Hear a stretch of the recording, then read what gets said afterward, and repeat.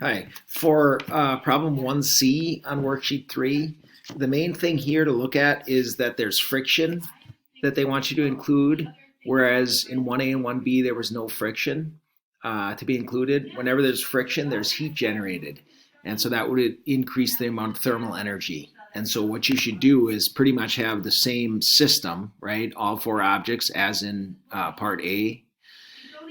You'd also, since you're including the spring, you would include elastic energy here in 5 bars.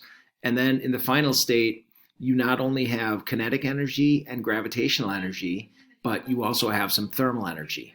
And so since it reaches the same height as problem 1B, I would still keep the 4 bars for the gravitational energy, but then the kinetic energy will be reduced to make room for a little bit of thermal energy. So you might have 4 bars for gravitational, and then a half bar for kinetic, and a half bar for thermal.